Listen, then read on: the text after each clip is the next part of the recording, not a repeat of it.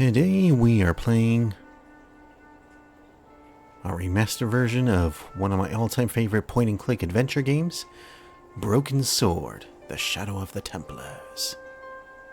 Well, this version is Broken Sword, The Shadow of the Templars Reforged. So, without further ado, let's get started. Actually, before...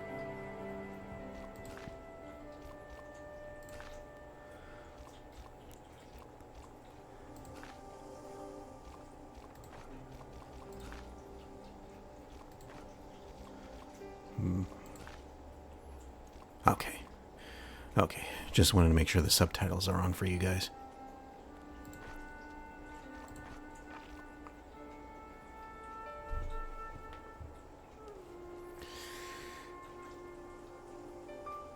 Okay then, let's get started.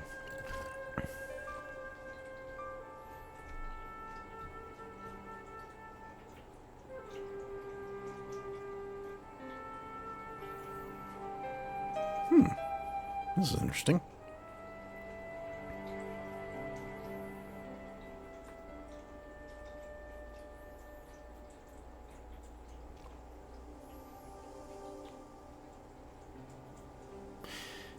You know what? Let's go with this, just so I can show you what it looks like.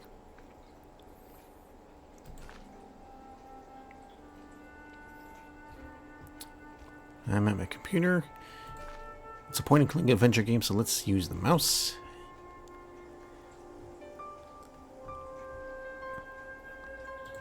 Have to walk around. Okay. Of course, so to find points of interest. Yep.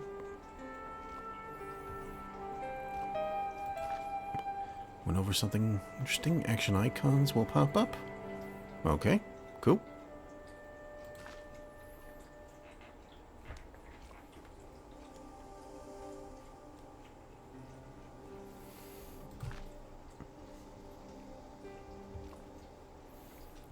To examine. Show the menu bar.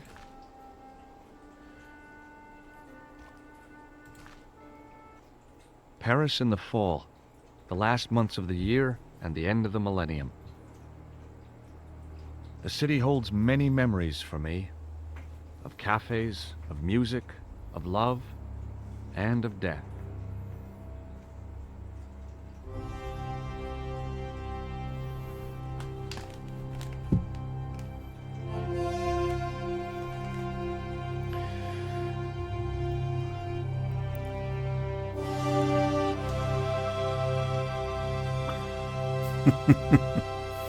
Yeah.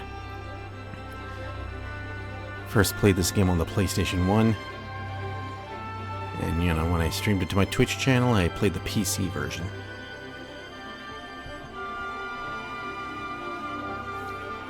Wow, nice.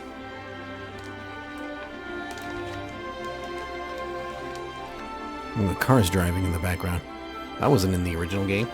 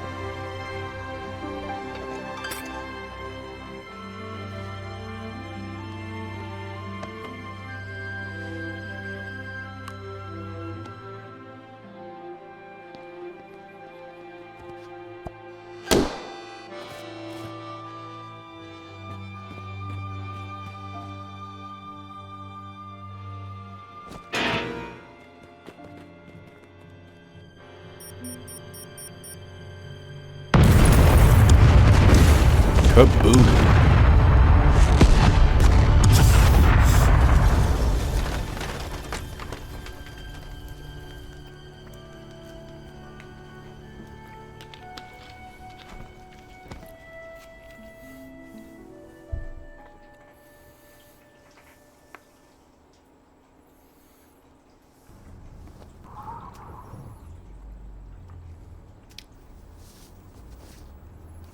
As I picked myself up, all I could hear was the ceaseless drone of traffic. Life went on around me. But the explosion was to change my life forever.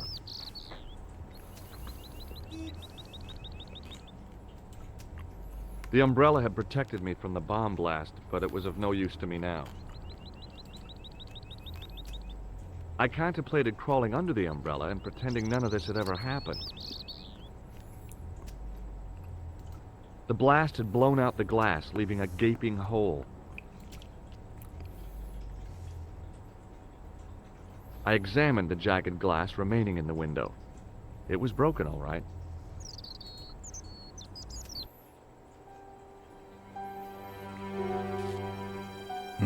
Look at this. The pretty young waitress was unconscious.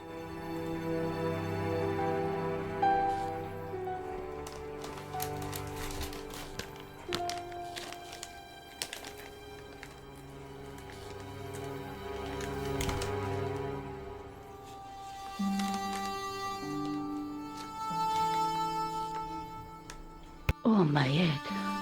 Never again. How much vodka did I drink? Oh, no, don't tell me. What is your name, Sherry? George Stobart, ma'am. Oh, American. She asked the question quite innocently, but I could sense her reserve. It was something which seemed to afflict all Europeans. You look like you could use a little help. I could use a little drink. I feel sick, dizzy, and bruised. I don't even remember the party. Just relax and take it easy. You've been knocked out. You don't say. What happened? There's been an explosion. You should try not to move. Are you a doctor? No, but I used to play hospitals when I was a kid. Can you remember anything at all? No. I need a drink. Pour me a brandy. You could be in shock. No alcohol. What about the old man? Is he dead? I think he might be. I've never seen a real-life corpse before, except for Grandmaman. That was different. She was family. Has he gone stiff? I shouldn't think so. He's only been dead a few minutes.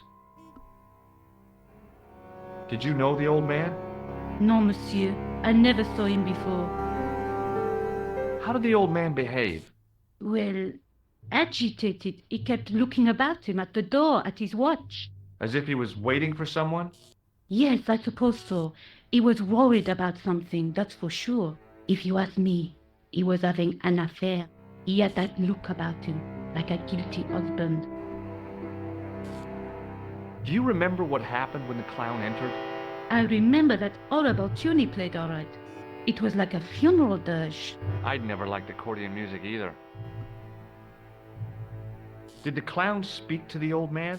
No, he just laughed at him. Then he grabbed the old man's briefcase and ran out of the door. Did you see what the old man had in his briefcase? No, he didn't open it. What did the old man do when the clown snatched his briefcase? Nothing. He just sat there like he was frozen.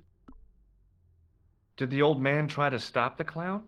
Oh, he didn't have a chance. The clown dropped his accordion and ran out of the door. That's it. That's all I can remember. Stay here, mademoiselle. I'm going to look around for evidence. It was the body of the old man. It was hard to believe I'd seen him alive only minutes before.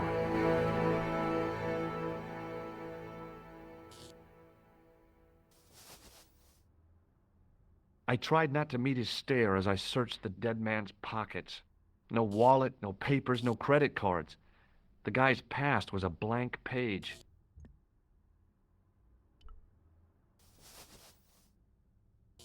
I checked his pockets. Nothing. The sight of the dead guy's staring eyes turned my knees to jelly.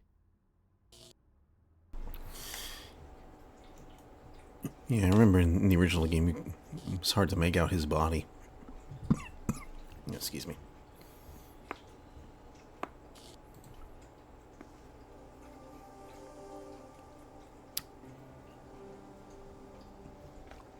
Original graphics?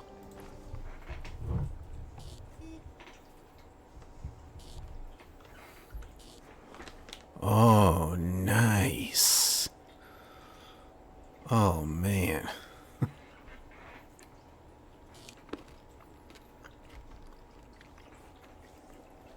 2024, 1996.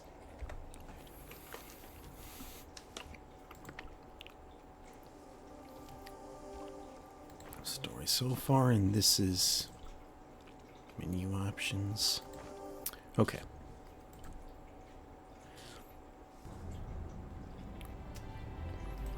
Wrapped around the lamppost was a newspaper.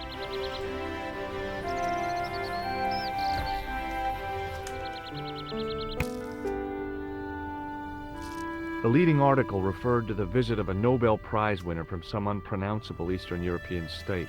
That was the only news story. The rest was rumor, gossip, and sensationalism. Then I noticed the writing at the foot of the page. It read Salah Eddin, 1345.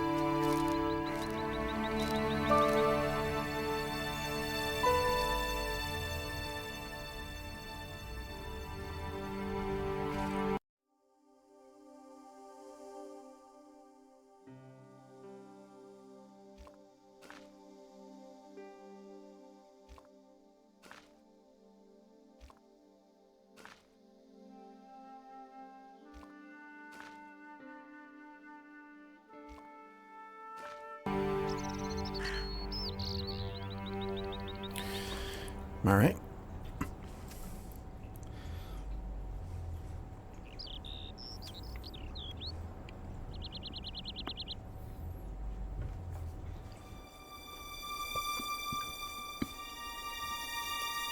The drain pipe looked as if it would bear my weight.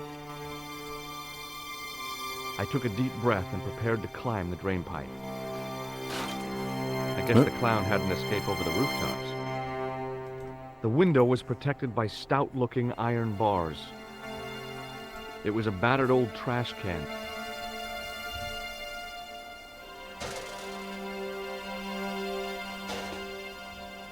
It was a stack of cardboard boxes which had once contained bottles of wine.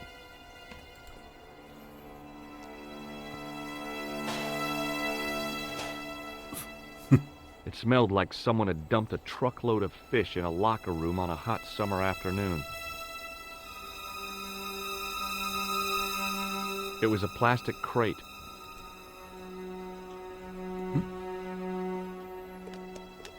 There was nothing of interest. What was in the corner there?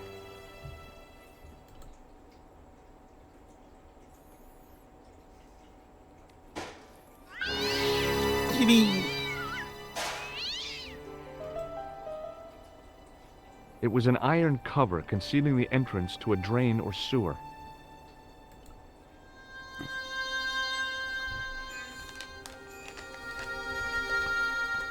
I tried to lift the cover with my fingers, but couldn't gain any leverage.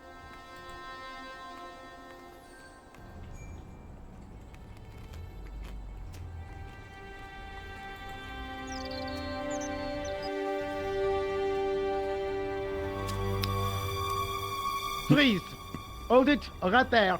Oh, don't shoot. I'm innocent. I'm an American. Can't make up your mind, huh?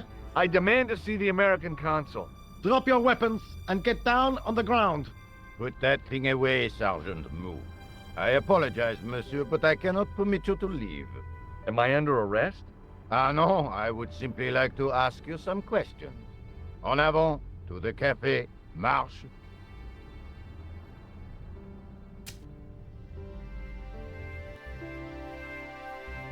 What a mess. This bombing is an outrage, is it not? Stop that, monsieur. Stop holding your breath at once. Has it occurred to you that he may be dead, Moo? Oui, monsieur. But I prefer to look on the bright side. Besides, I recall a case where the killer escaped by feigning death. However, in this case, the man is quite dead. Clearly, the killer knew of his presence and... How many times have I warned you about premature extrapolation? All we know is that he is dead. It seemed reasonable to assume... A great detective assumes nothing. Take Maigret, for instance. But he was a fictitious character, monsieur. Why, he was no more real than Poirot or Tintin. That's different, Moo. They were comedy Belgians. Anyway, it is unlikely that even you will learn much from talking to the dead. Examine the girl and take her statement, if you can.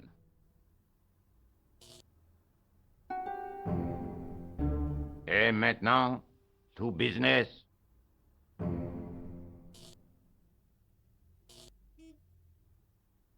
Your name, please? George Stobart. I'm from California. And what brings you to Paris, Monsieur Stobart? Travel. I'm touring Europe. You chose well. The city is most beautiful at this time of year, no? Yeah, I guess so, apart from the bomb blasts.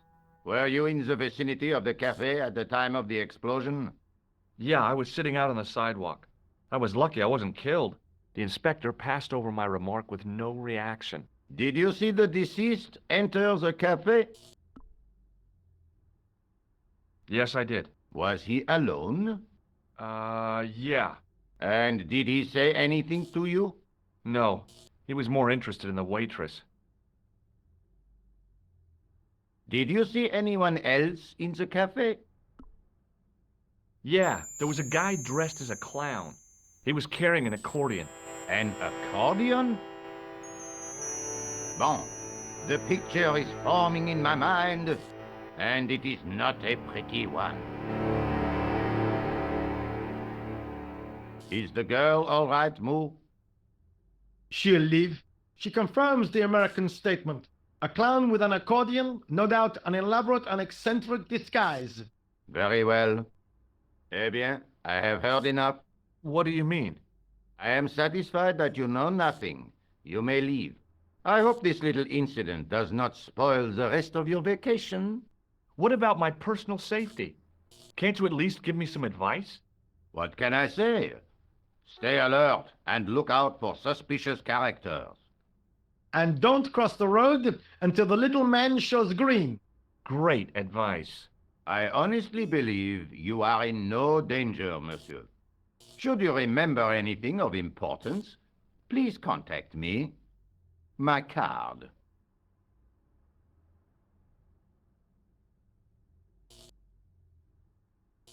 Thanks. That is all. You may go. There's not much to go on, monsieur. On the surface, no. But what lurks inside the subconscious? If the door can only be opened. Are you serious, monsieur? I thought your interest in psychic detection was purely academic. Academic?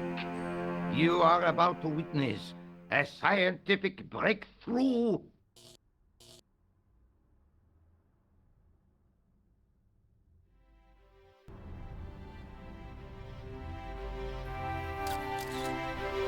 Look who it is. The girl presented a confident but sullen mask to the world, an expression more suited to the face of a delinquent youth. Excuse me, mademoiselle?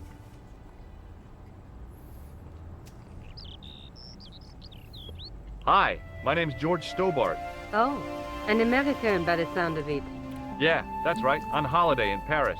Some holiday, huh? You were here when the bomb went off? Sure was. Sat right out front of the cafe. Did you notice a middle-aged man, maybe 60, with an hat and overcoat? I couldn't believe it. She hadn't even asked how I was feeling. Yeah, he went inside just before the bomb exploded. You weren't related to him, were you? Oh no, nothing like that. I am Nicole Collard from La Liberté. Well, what's that, some kind of nightclub? No, it is a newspaper. You're a reporter?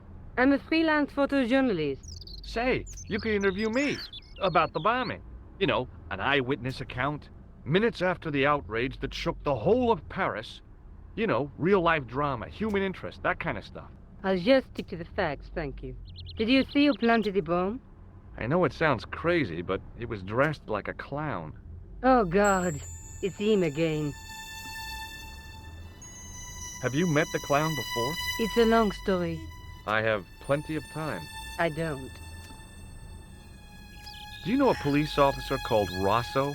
Rosso? Our paths have a knack of crossing. If I didn't know better, I'd say it was deliberate. Have you seen Rosso? Is he here? He's inside, attempting to question a witness with his psychic powers. What? That guy is weird. Yeah. Rosso didn't blink when I told him about the clown. It's as if he already knew. That is typical of a cold fish like Rosso. I've seen cheeseburgers with more spunk. You speak very good English for a French girl. Thanks. You speak very good English for an American. Who was the guy you were supposed to meet? His name was Plantar. I didn't know him, but he called me last night. He said he had a story which would interest me. He asked me to meet him at the cafe. I guess I'll never know what he wanted to tell me. Not unless you have Rosso's gift for psychic interrogation. How did Plantar get your name? Through the newspaper La Liberté. I'd written an article linking two unsolved murders. One in Italy, the other in Japan. The cases were remarkably similar. A wealthy victim, no apparent motive, and a costumed killer. Plantar said he could supply me with more information. Why won't you tell me about this clown? Why do you want to get involved? Because he almost killed me. Isn't that reason enough? I guess so. Listen, I'll give you my phone number. You help me with my story, and I'll let you in on what I know. And let's get one thing straight right now. This is strictly business. Okay, it's a deal. I have to go develop these pictures. À bientôt, monsieur. Fine, I'll, see you soon.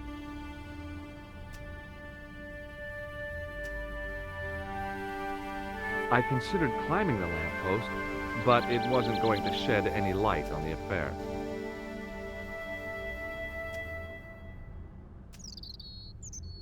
Excuse me, Sergeant. You heard the inspector. Go on, monsieur.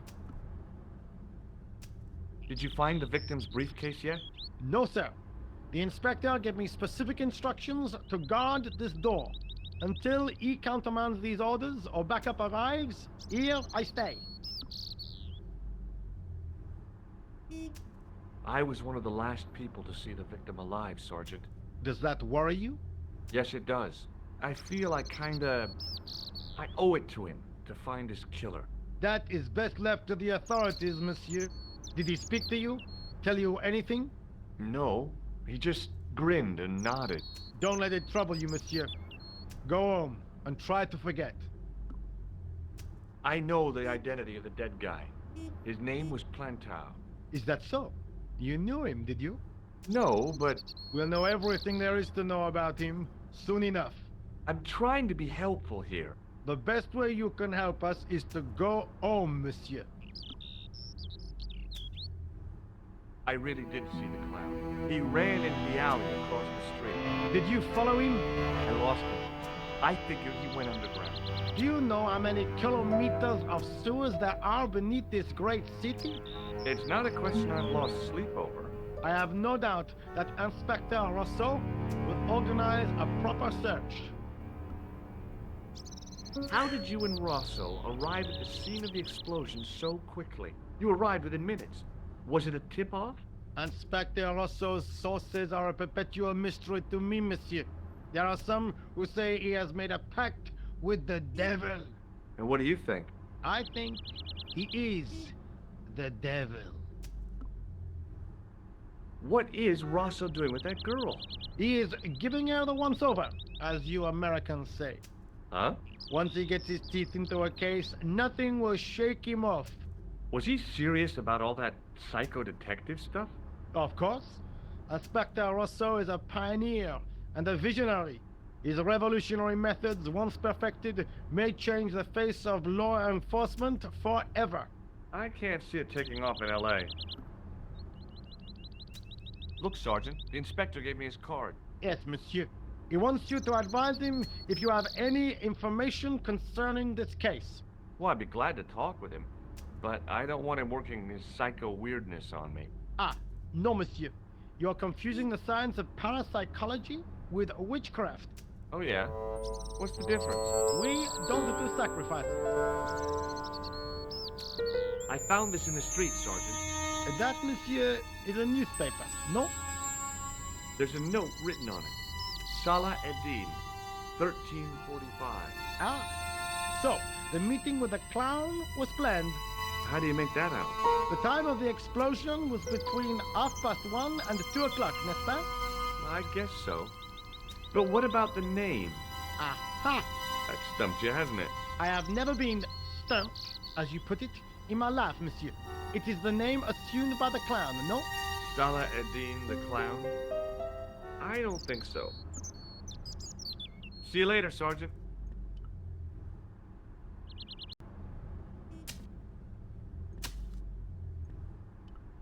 It was a tent made out of plastic sheeting. Set into the huge gate was a smaller access door.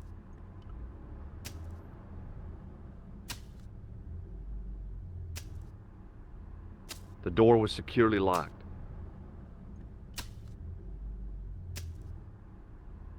Hi, can you spare a few minutes? I thought you'd been arrested. Nah, it was a misunderstanding. When he pulled that gun, gah, I thought that was it. Those automatics pack quite a punch, you know? He made a mistake. He thought I was a terrorist.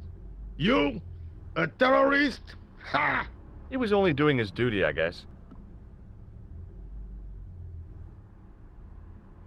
Did you see an old guy with a briefcase? Wait, silly old coot.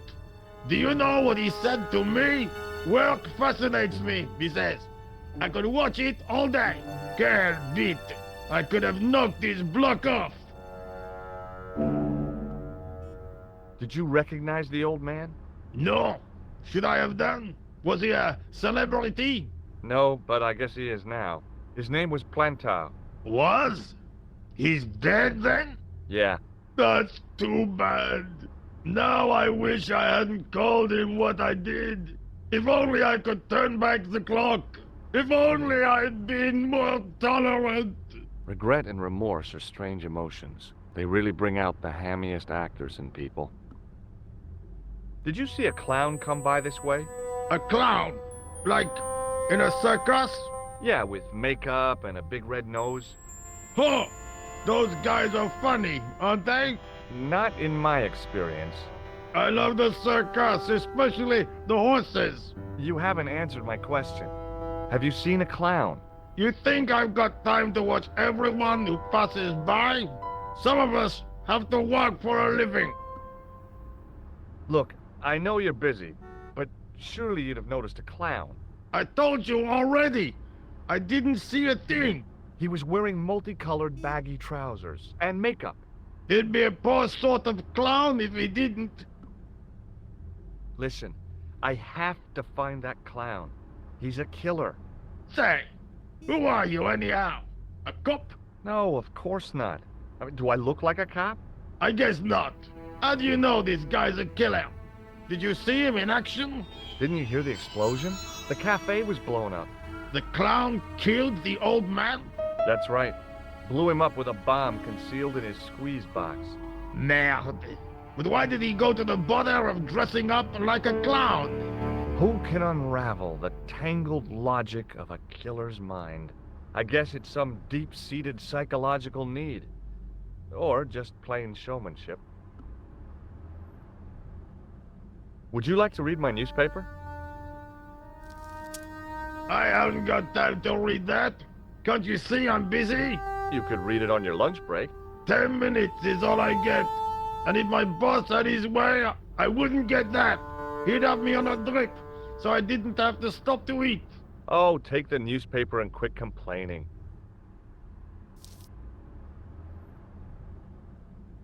Bah! Look at this. Damn bleeding out liberals. Tja! Save the dolphins. Catch them and eat them, I say. All that fuss over a bunch of fish. Nah, that's more like it. Look at the size of those. Like champagne bottle corks, no? Ah, what's this? Saladin running in the Prix de l'Arc de Triomphe. It's a racehorse? A horse? A legend. Bucephalus reborn, mon ami. Like a streak of lightning she is.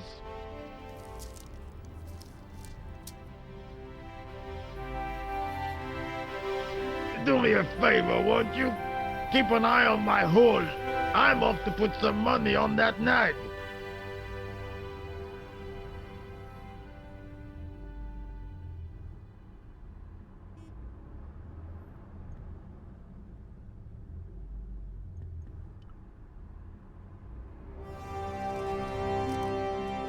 I'd found just what I wanted, a tool for lifting manhole covers.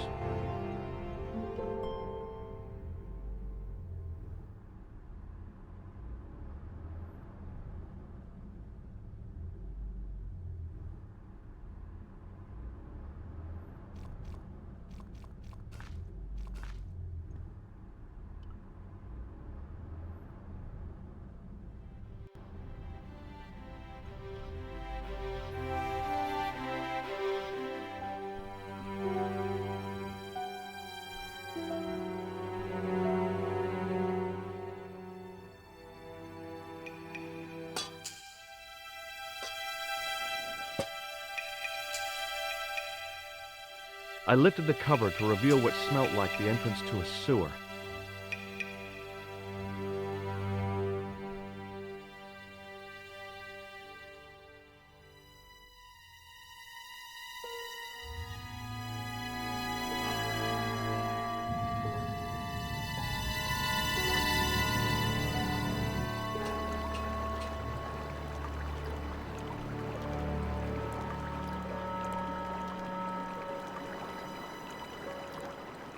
It was a shiny red plastic ball sat incongruously on the slippery green-slimed floor. As I picked up the plastic ball, I realized it was intended to be worn. It was the clown's red nose.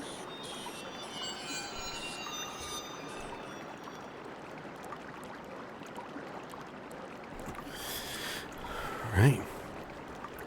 Clown's been here.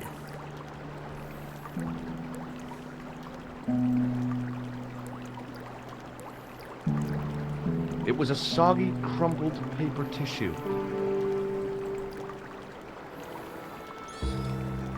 I scooped up the sodden tissue. It was cold and greasy, like breakfast leftovers.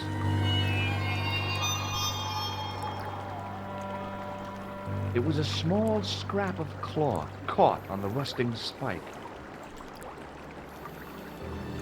I took hold of the scrap of material and unsnagged it from the spike.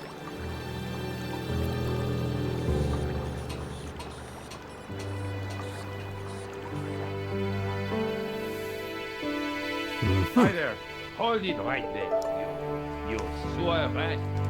I knew you'd come back. And now I've got you. What are you talking about?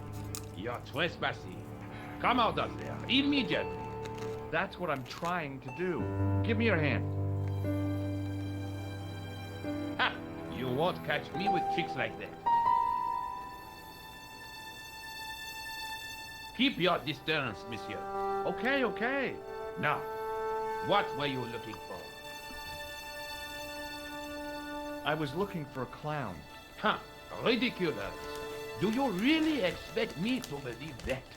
He planted a bomb in the cafe and blew it up. What? The cafe? Blown up? Mon Dieu, that is awful. And you say the person responsible was dressed as a clown? That's right. He blew up the cafe, escaped into the sewer, changed his clothes, and came up here. Ah, mon Dieu. And then, the man I chased. Do you think that man and the clown are one and the same? Well, yes, it had crossed my mind. Ah, that still does not explain what you were doing down the sewer. For all I know, you are in league with him. Oh no, I'm just a tourist. Haha, most tourists are content with the Eiffel Tower, the Louvre, or the Pigalle. I didn't realize my waste pipes were such an attraction. Perhaps you'd like to take a look at my card?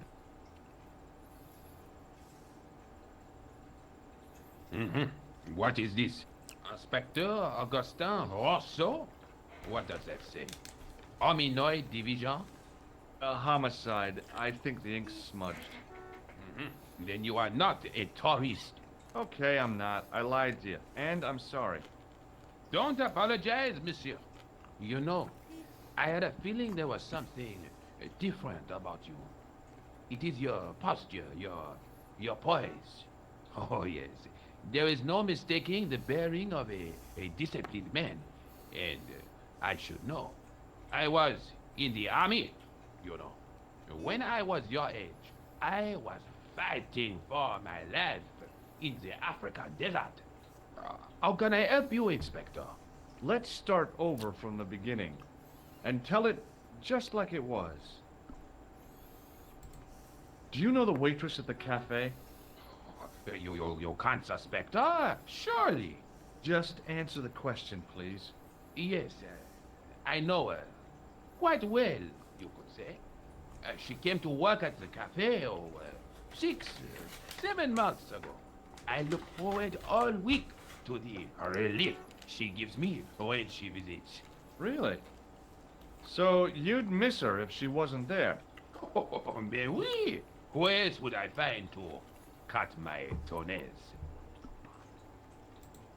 Was the guy you saw carrying a briefcase? Why, yes, he was. Clutched in his arms like a baby. That belonged to his victim. Oh, what do you think was in it? Drugs? Stolen jewels? I don't know. But the killer thought it was worth a man's life. Nothing is worth that, monsieur. Does the name Plantar mean anything to you? No, monsieur. Who is he? The man who was killed in the cafe. I'm gonna find the guy responsible. I'll find him. Even if it means following him down every sewer in every city in Europe. Bravo! Tell me about the man you apprehended. He was a mean one, monsieur. He grabbed me in an arm lock. His face suddenly next to mine. His grip was like iron. But he did not know what he was up against. Oh no. He made a big mistake when he took on one of the desert hyenas. Yes, I get the picture. Take a look at this false nose. Aha! That looks like a clown's nose to me. Precisely. He must have dropped it in his panic. Unless he wanted you to find it. Why would he want to do that? To put you off the scent. Does this piece of material mean anything to you? That is the same cloth as the jacket I found. I'd recognize that pattern anywhere. Now, about the jacket you found. Do you have it here? No, monsieur. One of the sleeves was badly torn, so I sent it for repair. Pity, because otherwise it was a fine piece of quality tailoring. It had the tailor's name inside on the label. Where did you send the jacket? I gave it to an itinerant Romany seamstress. Just my luck. Was there anything in the jacket pockets? Not a sou. You know what I think? Do tell me. He changed out of the clown suit and cunningly disguised himself as an ordinary person. Looks like I'm up against a mastermind. What was the name on the label? It was a foreign name. Todlik, I think. Did you get the address? There wasn't one, monsieur. Only a telephone number. Well, I don't expect you to remember a phone number you've only seen once. 74 98 08 59. You're kidding. That's his phone number? Yes, that is a little secret number that I learned in the desert. I was taught the technique by a Tuareg shepherd.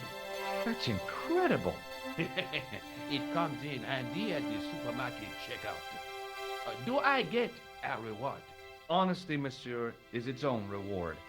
Then I'm glad I do not rely on honesty to pay the bills. I have to be going.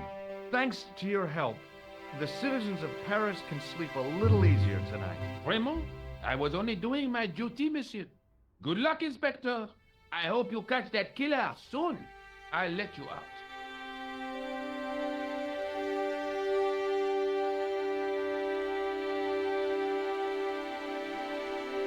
hope you find your man, Inspector. So do I.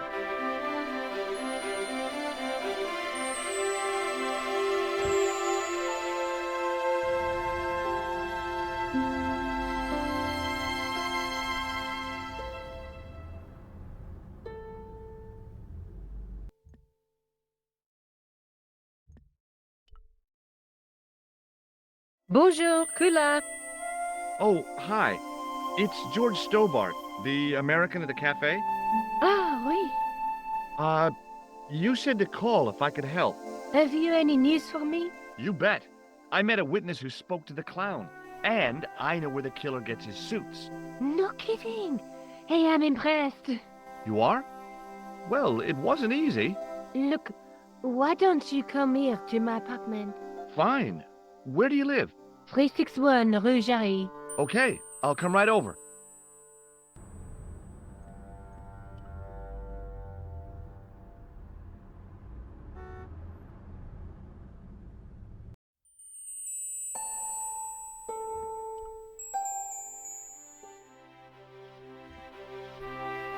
The shop window featured a display of gowns and women's stuff.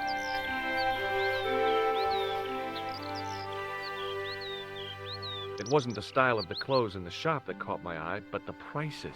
The same amount of money would feed a starving family for the rest of their lives. I guess people who buy that kind of stuff don't have a problem with their consciences.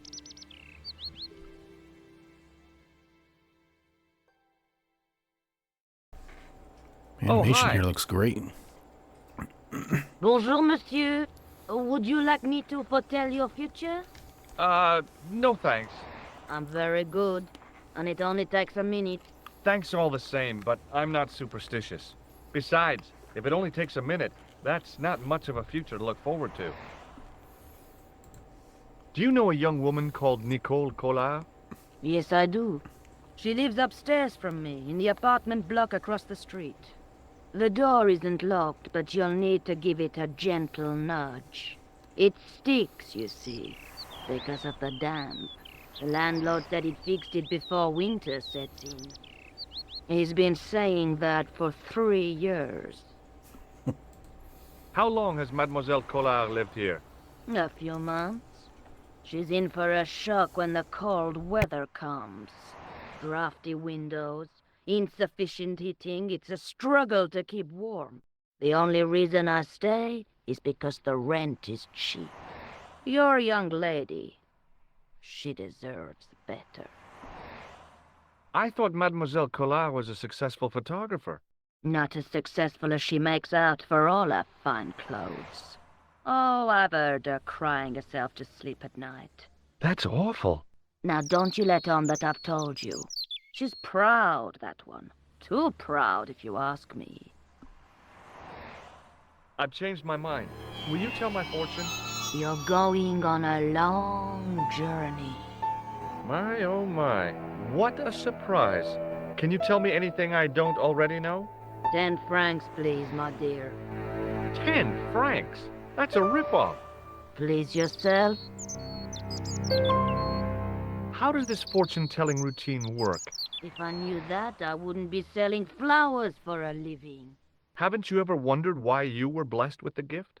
Well, it's a bit like satellite television, I suppose. Some of us are born with a built-in receiver dish. I just happen to be one of the lucky ones. Can you really foretell the future? Only time will tell, monsieur. The strange thing is, I can't seem to see myself in the future. Other people, I have no problem. But when I try to see what might happen to me, nothing. That must be scary. Maybe. I figure it's a kind of natural safety mechanism. Either that, or I don't have a future. See you later. That's right, monsieur. You will.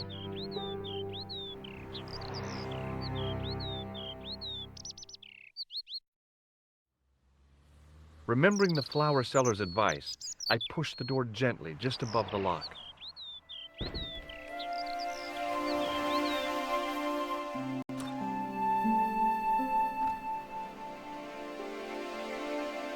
Bonjour.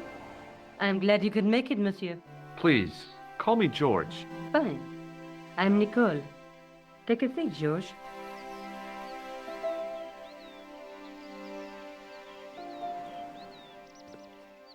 Eh bien? And what have you been up to? I've been exploring the sewers beneath the cafe. I thought I could smell something bad. The clown used the sewer to escape and to change out of his costume. I guess he was in a hurry. He left his jacket behind. And? I got his tailor's phone number. You had better luck than I did. Luck, she said. Luck! Hard work, I'd call it. What happened? I took my photographs to the editor, but he wasn't interested. Can you believe it? He told me to drop his story. But you're not about to do that. Oh, no. I am going to find out what's behind these killings. You know what I think? It's a conspiracy. The police in 3 different countries have kept very quiet about the murders. The press don't connect them at all. They blame them on political, religious, or militant minority extremists. That covers just about everyone.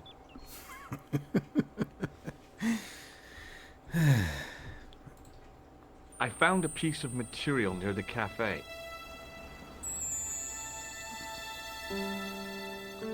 When I showed it to the concierge, he recognized it right away. It's very distinctive, all right.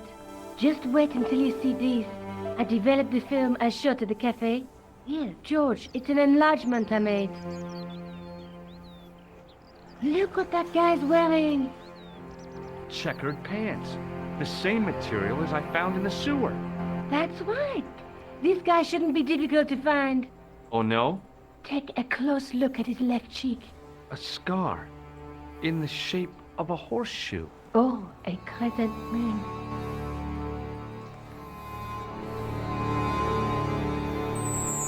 Tell me more about the clown's previous victims. The first was Arno Bellotta, the millionaire pharmaceutical baron. He made his money from amphetamines in the post-war slimming and diet boom.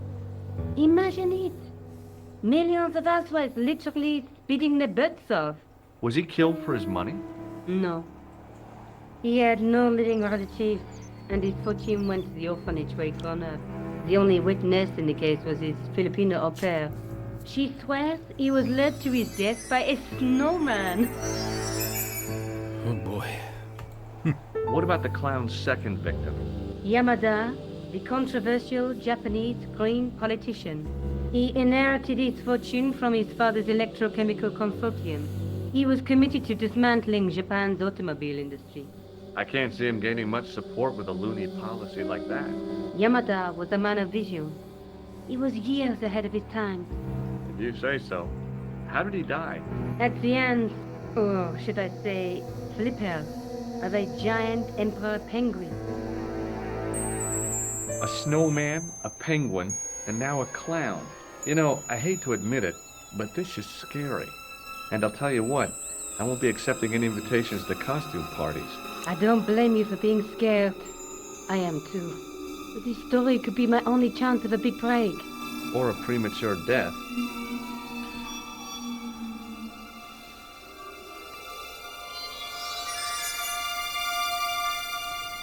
Tell me more about yourself.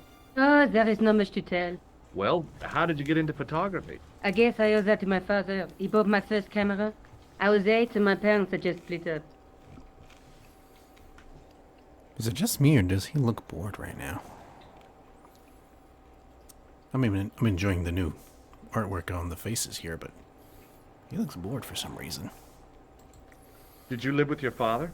Yes, my mother went off with her new boyfriend. I don't mind. Papa was all I needed. 4 years later, he died in a plane crash. I'm sorry. Well, it's all right. I don't mind talking about him. He was more like an older brother, really. Always joking and laughing. Papa always wanted I should study art. That's why I went to college. Did you learn about photography at college? Oh, God, no. I couldn't afford the materials. We were billed for everything we used. Paint, canvas, paper. Most of my year turned to minimalism. It was cheaper. I used to go poaching in the park for squirrel hair. The only time I wasn't hungry was the term I did printing. I used to eat the potatoes. You're making fun of me, aren't you? Oh no, Do you have a boyfriend? That's none of your business. I found this false nose in the sewer. Hey, what's this inside it? The contents of someone's nose? Don't be cross, Josh. It says La Risée du Monde. Masks and costumes. It's a costume shop near the Gare Saint-Lazare. I'll check it out. Maybe the owner remembers who hired the clown costume. Why don't you put it on, Josh? No way am I wearing this. I'd look really stupid. Besides, he might have had a cold.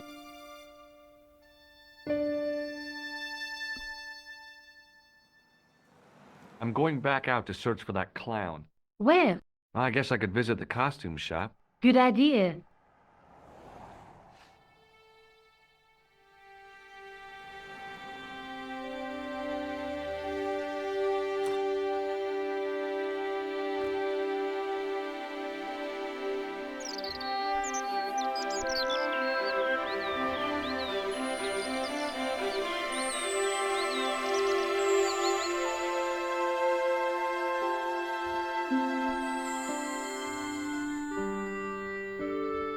The guy's spoon-shaped face was mournful and humorless. He looked like a vegetarian in a slaughterhouse. Excuse me. Bonjour, monsieur. Please, come in. Welcome. Leave the mundane world behind, for in these four walls, fantasy is king. I don't want a costume. Didn't you ever dress up when you were a child? Not that I remember. Incredible. You'll be telling me next that you never shared your elder sister's lingerie. I don't have a sister, and I think I'd look pretty silly in a brassiere. I just need some information. Of course. How can I help you? I'm looking for a man who hired a clown costume from you. Oui, monsieur. I do not see how I can help. Don't you keep a record of costumes that you've rented out? Of course, monsieur, but... Well, then I'd like to check your records. Give me the names of everyone who's rented a clown suit. Impossible. There are too many. The clown I'm looking for is a cold-blooded killer. Give me his name, and I'll see he's brought to justice. I'd help you if I could, but you can't expect me to remember all my customers. You see, the clown costume is our most popular line, monsieur. On average, we hire out more than 30 clown suits a week. You'll have to give me more to go by. A description, perhaps? Do you recognize this man? Ah oui, he was here this morning. Are you sure this is the man who bought grease paint? Oui, monsieur. Does this dirty tissue mean anything to you? Let me smell that.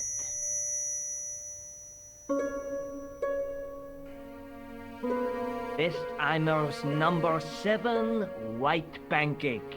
Theatrical grease paint, right? Oui, monsieur. La crème de la crème of Shakespeare accoutrement. Have you sold any of it recently? Yes, 2 cans. Are you sure this is the man who bought grease paint? Oui, monsieur. He chose 2 costumes. Bozo the clown and Seamus the pixie. A pixie? Very smart. Green silk with a taffeta lining. He gave me his name as Monsieur Khan.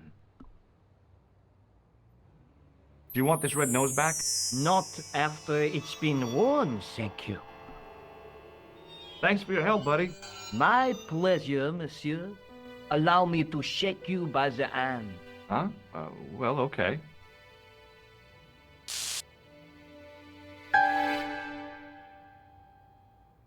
What are you trying to do, kill me? You did not find it amusing? I never saw the funny side of electroshock therapy. Eh bien, it is yours to keep. A gift? Do I need a license? No, but I give you a word of warning, monsieur. What? Remember to switch it off before you visit the toilet. She reminded me of a girl I dated back in high school. Come to think of it, the dummy had more personality. As I was about to touch the dummy, I realized it had the same color eyes as Nico. The strange thing was, I hadn't realized I'd noticed the color of Nico's eyes. The dummy wore a traditional Puro costume. At least, I guess it was a dummy. I gave the dummy Puro a tentative prod, but it didn't move. It was an antique phonograph, the kind you have to wind by hand.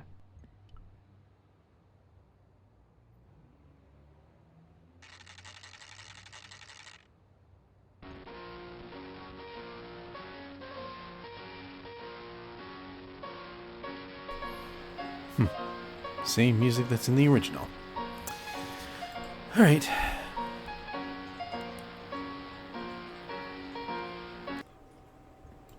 Back to Nico's apartment.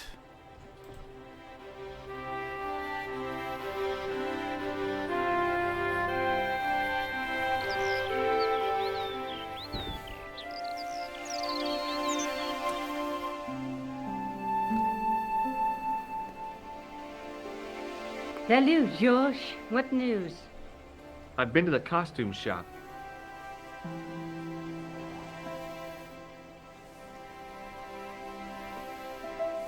Yeah, I like it. What are you supposed to be? I didn't hire a costume. These are my clothes and you know it. Did you ask about the clown? Yeah. He used the name Khan. He hired 2 costumes, the clown and a pixie. Then we're one jump ahead of him. How do you make that out? He probably plans to use the pixie suit next time he kills. Oh, God, don't let it be me. I don't deserve to die at the hands of a pixie. Don't be silly, George. That won't happen. Oh, no? No, because every time you see a pixie, you're going to run like hell. What are you doing to help trace the killer clown? Research, George. Yeah? You have a copy of the clown's yearbook? I have a telephone and lots of contacts. Oh, well, did you find anything useful? Not yet. I'm employing my first and most useful weapon. What's that? Patience. Oh, I've heard of that. Isn't it a substitute for decisive thinking? Have you found out any more about the murders? Well, it may be nothing, but both the clown's victims visited Paris earlier this year. When? The second week of July. They were both here at the same time. Did they meet? I don't know, but I can't imagine it was coincidence. May I use your telephone? Sure, go ahead. Thanks.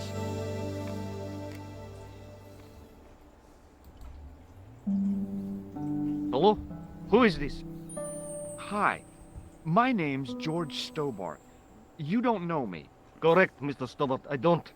What can I do for you?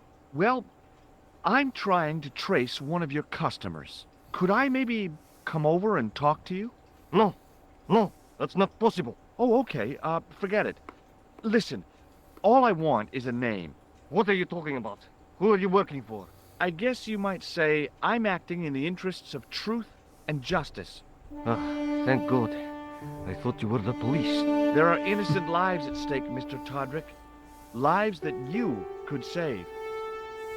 You're collecting for charity, yes? No, I'm not. All I want from you is information. Go on. I'm listening. The man I'm looking for is called Khan. He bought a suit from you, remember? Mr. Khan. Yes, I remember him. Yes, I delivered the suit to his hotel. The Hotel Ubu. I don't remember the room number. It was upstairs. The second room on the right-hand side of the corridor. Thanks, Todrick. That's all I wanted to know. Now I've got you, Mr. Clown. Now we're getting somewhere. Do you know the Hotel Ubu? The Ubu? Yes, I do. That's where the clown stayed. Good work, George. This is the tool I used to get into the sewers. Fascinating, George. You're not interested, are you? Oh, of course I am. I think it was very brave of you to go down those sewers. Yeah? Well, it was kind of scary, but... Well, I had a job to do. See you later. Where are you going now? I could go hang out at the Hotel Ubu. Watch out for Khan, George. Don't worry, I will.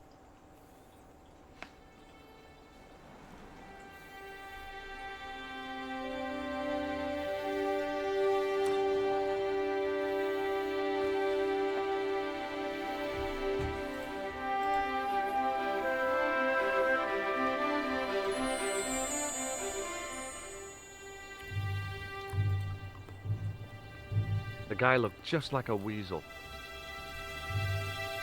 The man looked like an amiable Bigfoot. The sign listed the price of rooms, and boy, were they expensive. The killer must have been earning a fat wad to pay for accommodation like this.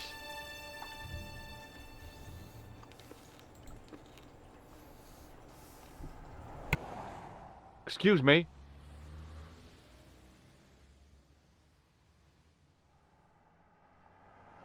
Yes? Have you heard of a guy called Plantar? No, that name means nothing to me. Do you know a man by the name of Khan? No, I don't. It's very important I get to see him, and I told you, I don't know it. do you recognize the guy in this photograph? No, I never saw it. I'm looking for a clown. Are you trying to be funny? No, I really am looking for a clown. There are no clowns here except you. Forget it. Excuse me. Yeah? Have you seen a guy dressed as a clown? No, I ain't. Don't tell me I missed him. Oh, that's too bad. I love the clowns, don't you? I've seen daytime television that was funnier. I love it when the little guys get hyped. That figures. Custard pies, hose pipe down the pants, then smack! A plank in the kisser.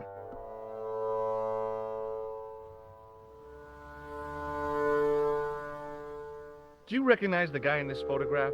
Is this a trick question? No, I simply asked if you recognized him. Okay then. Nope, I don't. See you later. Not if you see me first.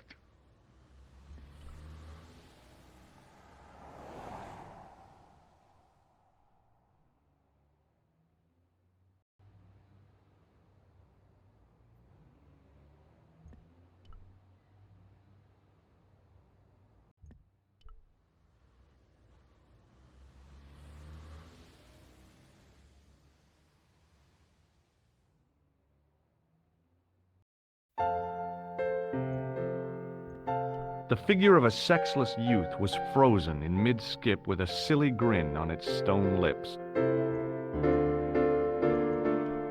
It was a magnificent old Steinway piano. The woman was obviously English. She had all the qualities of Boadicea, Elizabeth I, and Margaret Thatcher rolled into one. It wasn't a pretty sight. I recognized the guy. It was the Nobel Prize winner from the country whose name I couldn't pronounce.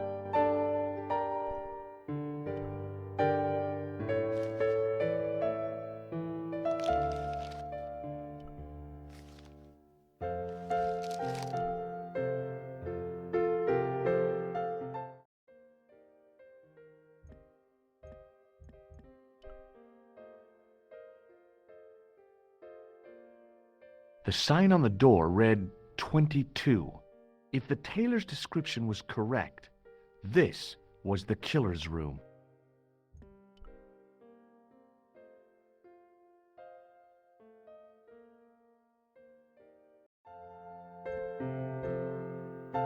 Hanging from a brass hook was a key and a plastic tag. The clerk wore a disdainful expression, like he'd been born with it.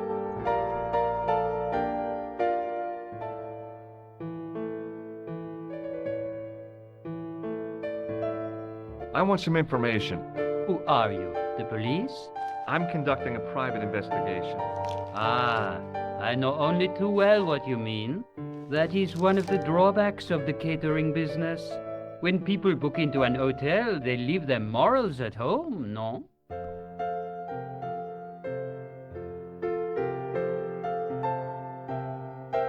I'm looking for a man who dresses like a clown.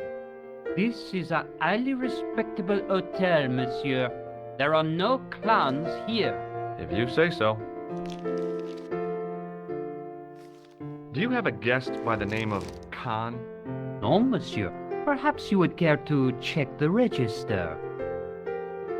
The man who calls himself Khan has a scar on his left cheek. Vraiment?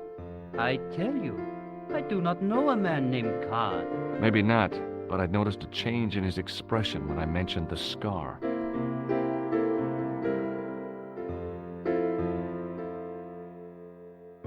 About the key hanging on the hook over there. Oui, monsieur. Which room is it for? Number 21. Is that room taken? No. The guests checked out this morning. I'd like to check into room 21. That is not possible. How come? You said it was vacant. It is reserved for another guest. Rats. No, monsieur. Dutch. Do you know a man named Plantow? No, monsieur. Do you recognize the man in this photograph?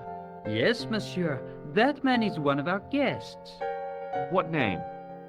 I cannot tell you that.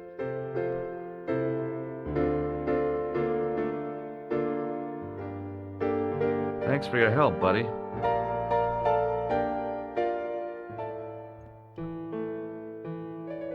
Excuse me, didn't I see your picture in the news? You're that Nobel Prize winner from some unpronounceable Eastern European state. Yes, that is me, in person. I don't want to worry you, but have you had any threats on your life? You know, mysterious phone calls, letters made up of headlines cut from the newspaper. I don't know what you're talking about. Do you know a guy called Plantow? I don't know anybody in Paris. Oh, well, this guy's dead anyhow. Why do you ask me about dead men? I have seen enough of death to last me a lifetime. I'm, sure you have. Have you seen a clown? I beg your pardon? The clown. A guy in funny pants. Have you seen him? My pants are from England. Marks and Spencer. They are a pleasure and a comfort to wear, with much support. I'm real glad to hear that. You know, it's good to know you Nobel Prize winners are human too. In my country, the people make do with string and egg cartoons. For pants? For everything. Oppression is the mother of ingenuity. Do you recognize this man? He calls himself Khan. Yes, I know this man. Why do you carry his photograph? I'm a private detective. What's your interest in Khan? He is an enemy of my people. You know he's a killer. Of course, amongst other things. Would you help me investigate Khan? That is not possible. My instructions are to observe. I cannot jeopardize my position as an honored guest of this country's government. Thanks for your help. Goodbye.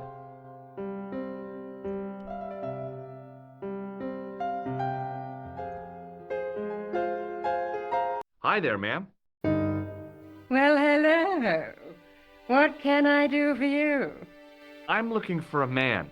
You disappoint me, my dear. For one foolish moment, I thought. But never mind. Aren't you going to tell me your name? George. George Stobart, ma'am.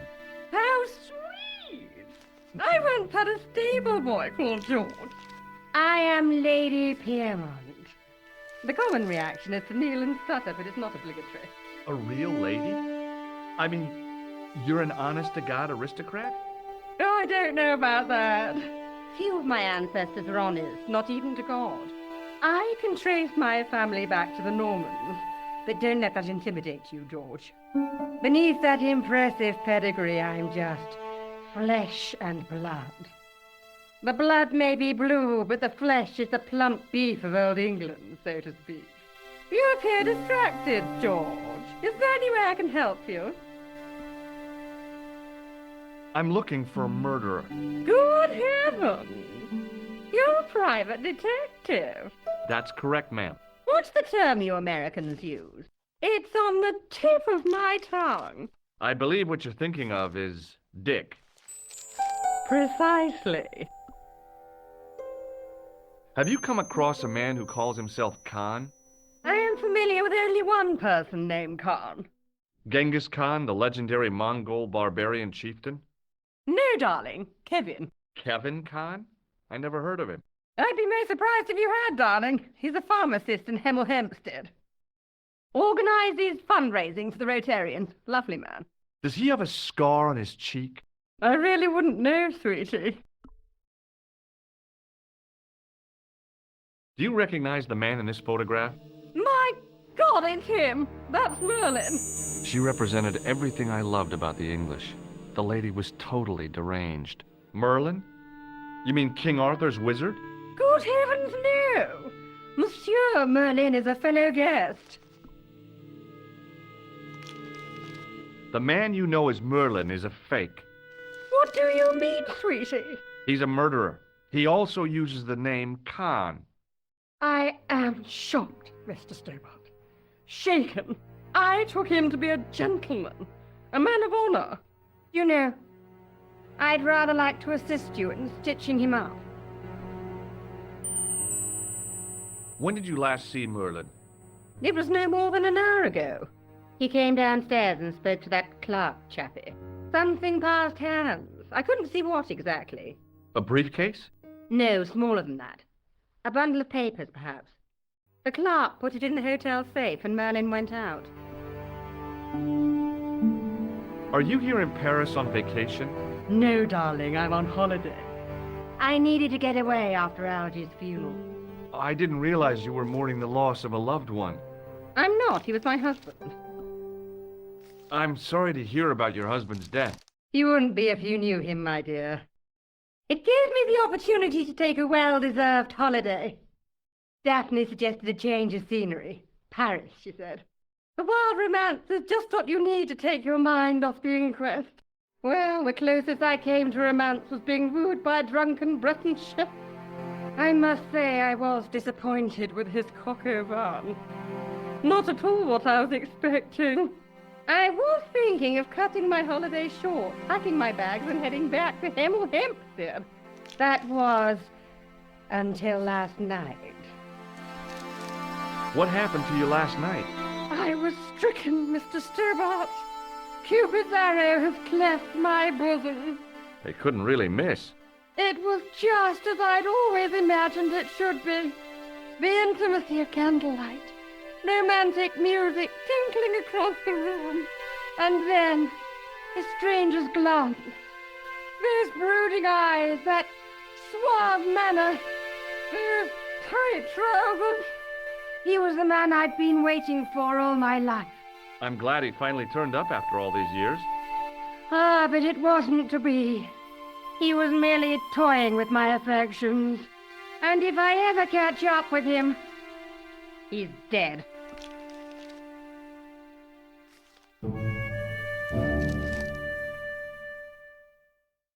Are you sure you saw Merlin putting documents in the safe? Yes, darling, positive. I wonder what they were. Obviously something of great importance. Yeah. I'd sure like to get my hands on whatever it is. I'll bet they had something to do with Plantow's briefcase. Would you distract the clerk while I borrow a key? Are you asking me to aid you in a criminal act, darling? Oh, no. It's the key to an empty room. And why, may I ask, do you wish to gain access to an empty room? Do you plan to squat? No, ma'am. Scouts honor? I was never in the Boy Scouts, ma'am. No, you should have been. What were your parents thinking of? It's a fine way for a boy to get licked into shape. Now tell me, why do you want to get into that room? It's next to the room the killer is using. Ah, so you plan to eavesdrop on Merlin? I was hoping there might be a connecting door. I shouldn't think my feminine charms would be much use in this case, but a good dose of English arrogance might do the trick.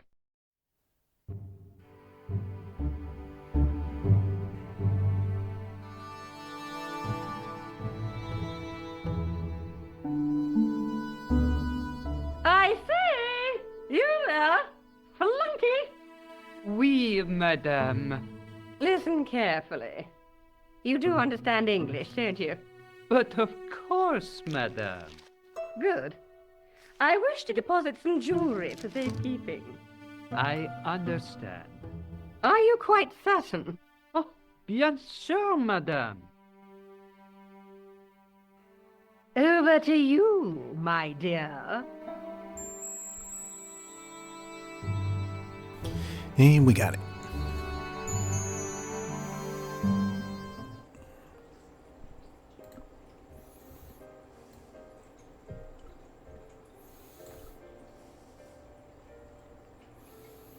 Maybe it wasn't the right room, but this was the right key.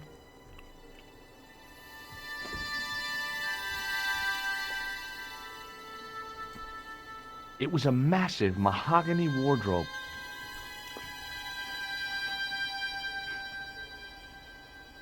There was nothing in the wardrobe apart from a vague, lingering smell of camphor.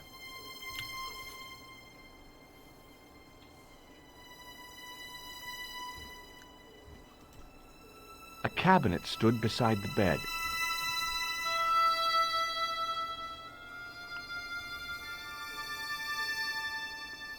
The cabinet was empty, but it smelt of onions. No kidding, it really did. The window looked out over a narrow alley surrounded by high walls.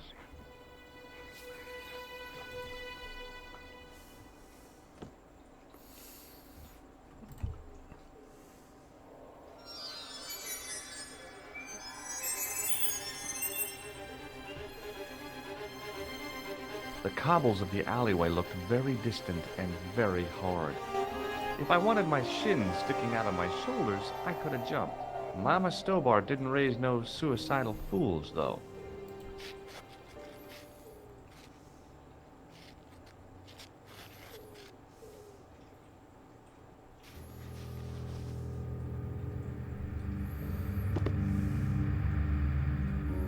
The bed was several times larger than the narrow cot I'd been given at the place I was staying.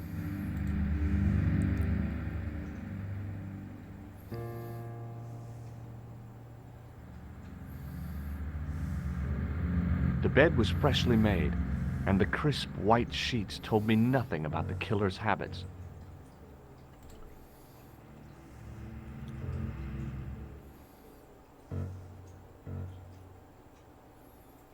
The assassin had been too smart to leave incriminating evidence beside his bed. It was the battered leather briefcase I'd seen Plantar carrying just before he died.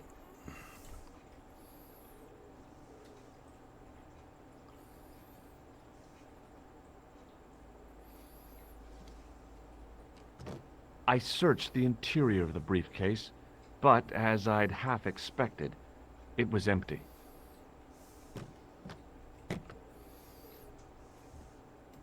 The closet was a solid, impressive piece of antique furniture.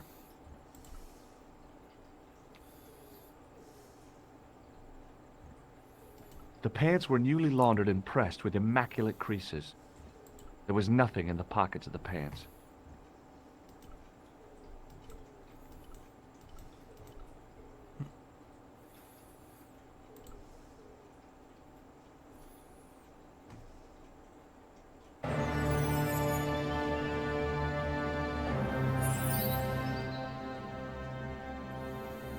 I had the kind of feeling in my stomach that would usually send me running to the bathroom.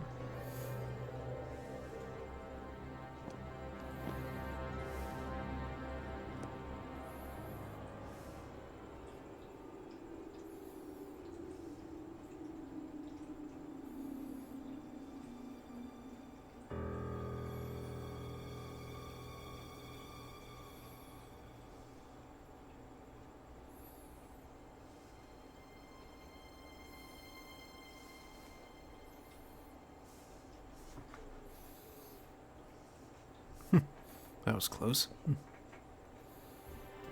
The pants matched the jacket which the killer had lost in Paris.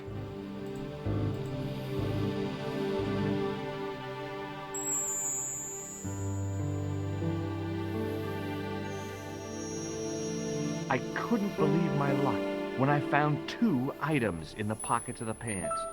The first was an ordinary matchbook. No matches, no clues.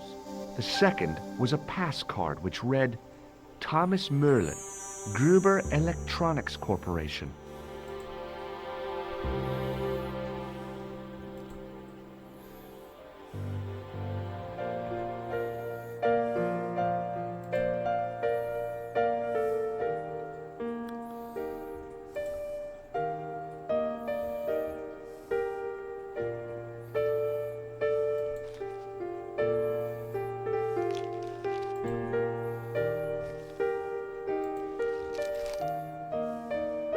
It was the register of guests staying at the hotel. There was no one registered under the name of Khan, but the name in the book for room 22 was Merlin. What now, monsieur?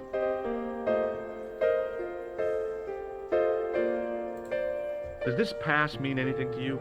That is Monsieur Merlin's property. That's right. Merlin the murderer. I want to see what he's left in your safe. Impossible. I cannot betray his confidence, no matter what you say he's done. You're making a big mistake. Maybe. I can live with that. Thanks for your help, buddy.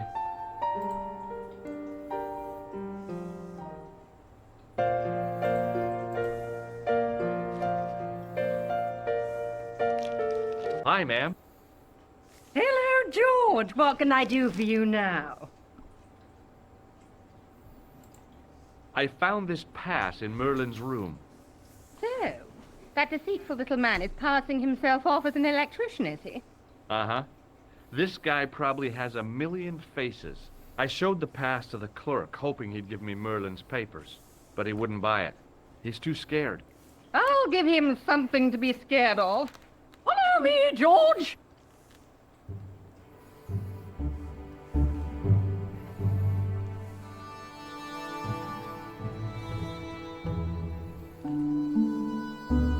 Did you place a package from Merlin in the hotel safe? I did, madame. And did my friend here show you Merlin's identification? Indeed he did, but What's the problem? he isn't Merlin. A mere academic detail. Give him the package. But that is against the law. I happen to be a justice of the peace, you silly man. I am the law. If he tries anything, shoot him, George. My pleasure, Lady Piermont. One moment, please.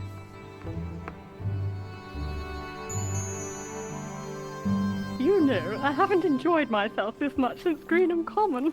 I don't know what I would have done without you, Lady Piermont. Voilà, monsieur. Le manuscrit de Monsieur Merlin. Thanks. How satisfying. An Anglo-American alliance that actually worked. The clerk had given me a tightly rolled sheet of parchment. I decided not to unroll it until I was safely back in Nico's apartment.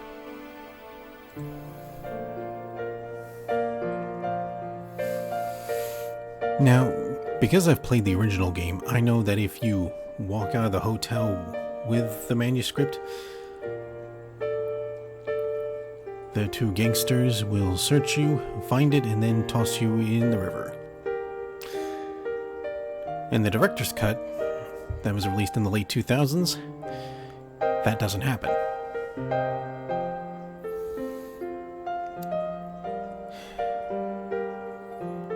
I almost feel tempted to try and walk out and find out if that happens in this version of the game. But honestly, I'm having so much fun here, I don't want to do that.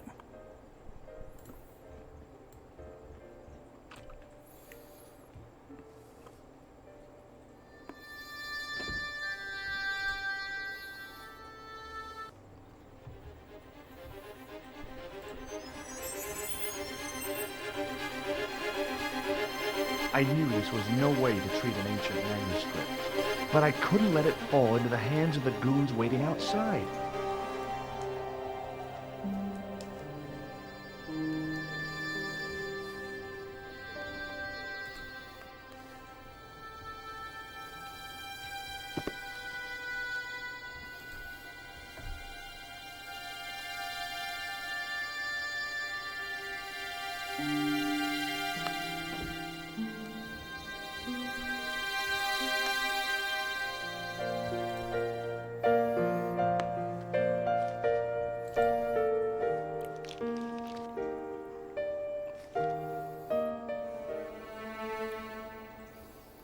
Just a minute, monsieur. What's your problem?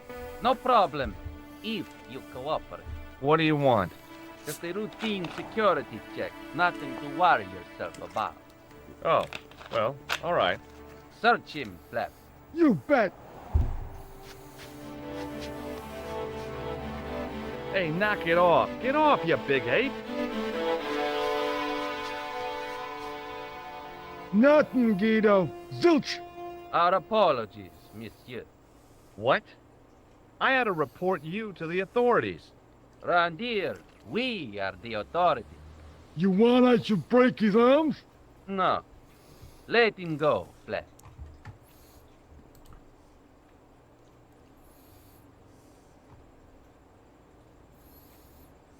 If the manuscript was what Flap and Guido were after, they were going to be disappointed. I couldn't wait to get back to Nico's apartment and check it out.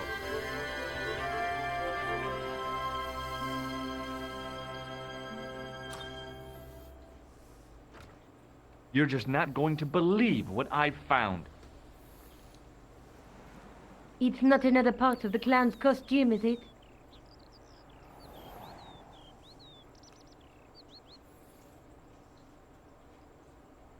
It's a medieval manuscript. Khan left it in the safe at the U-boot. It's incredible. Is this what he took from Plantar? It could be, which means it's worth enough to kill for. Look there, two guys on the same horse. Oh, yeah. Maybe they couldn't afford one each. What of it? Have you ever heard of the Knights Templar? Their official seal was an image of two knights sharing a horse. Whatever this manuscript means, it's connected with the Templars. How come you know about these knights? I learned about them while writing an article on the Crusades. This guy, named Hughes de Payen, arrived one day at the court of King of Jerusalem. Time for a He history offered lesson. to protect the Christian pilgrims from the displaced Muslim armies. The king would be able to guarantee safe transit to Christians in the Holy Land. Safer journeys meant more pilgrims, and pilgrims meant trade and wealth. The Templars proved invaluable to the king as a mercenary army. It was said that they never asked how many the enemy numbered, just where they were. And as the years went by, the Templars grew in wealth and numbers. They were so rich, even kings came to them for loans. But at the height of their power, they fell foul of the King of France. He rounded them up and turned them over to the Inquisition. Thousands of Templars were subject to torture and confessed to heresy. Of course, at the hands of the Inquisition, there wasn't much they wouldn't confess to. The last Grand Master Jacques de Molay was burned alive. But the treasure of the Knights Templar was never found.